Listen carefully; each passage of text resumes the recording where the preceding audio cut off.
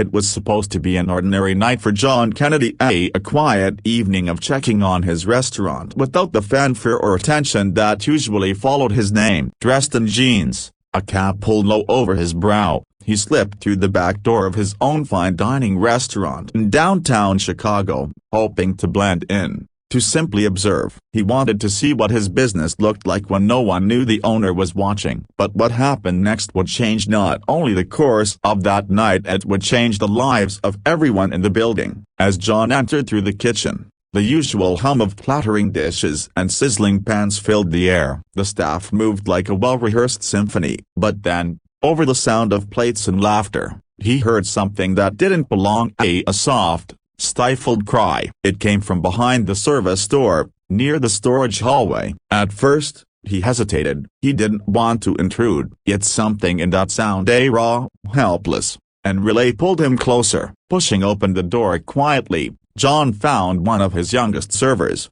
Emily, crouched on the floor beside a stack of boxes, her face buried in her apron. She was shaking, trying hard not to be heard. The sight hit him like a punch to the gut. He had seen hundreds of employees come and go, smiling faces, polite greetings, eager workers, but rarely did he see the truth behind those masks.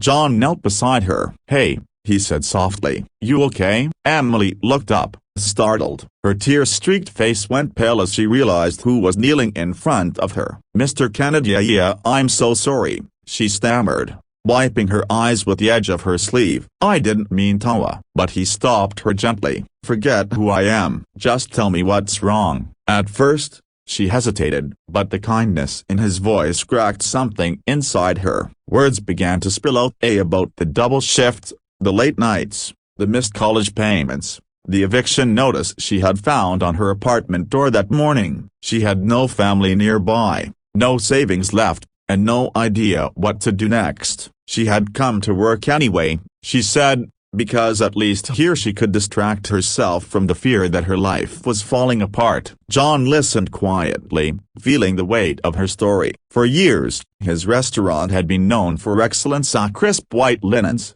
5-star reviews, celebrity guests say, but behind all that polish were real people carrying invisible struggles. Emily's story wasn't just hers, it was the story of so many unseen faces who kept the dream alive every day. He stood up slowly and took a deep breath. "Come with me," he said. That night, John did something that would later go viral across social media. He walked straight into the dining room unannounced, still wearing his cap, and asked every staff member to stop what they were doing. Confused, the servers and cooks gathered near the bar, unsure of what was happening. John stood before them, with Emily beside him, her eyes red but determined. "I came here tonight to see how things run when I'm not around," he began, his voice steady but heavy with emotion. "And I learned something far more important than I expected. I realized that I've built a business, but I've forgotten that businesses are made of people, people like Emily." He paused,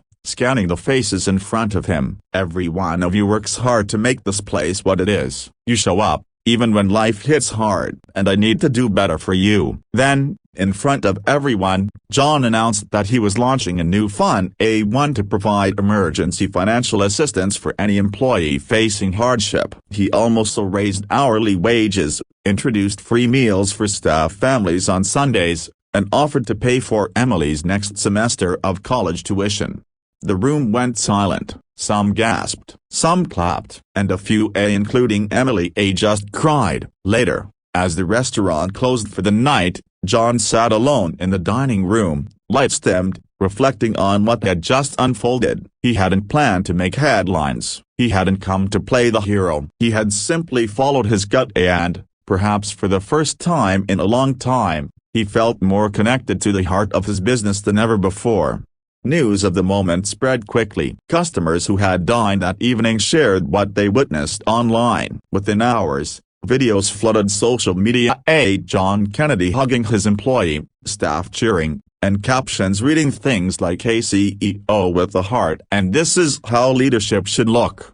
The next morning, major news outlets picked up the story, but John refused to take personal credit. "It's not about me," He told one reporter. It's about reminding people that success means nothing if you forget the humanity behind it. Weeks later, Emily's life looked completely different. She had secured stable housing, gone back to school, and even been promoted to assistant manager. She said she never expected anyone, least of all her boss, to care that deeply. He didn't just help me, she said, he made me believe in kindness again. And as for John, that quiet night in his own restaurant changed how he led every day afterward. He began showing up more often, not to check on numbers or standards, but to listen, to connect, and to remind his team that they were seen.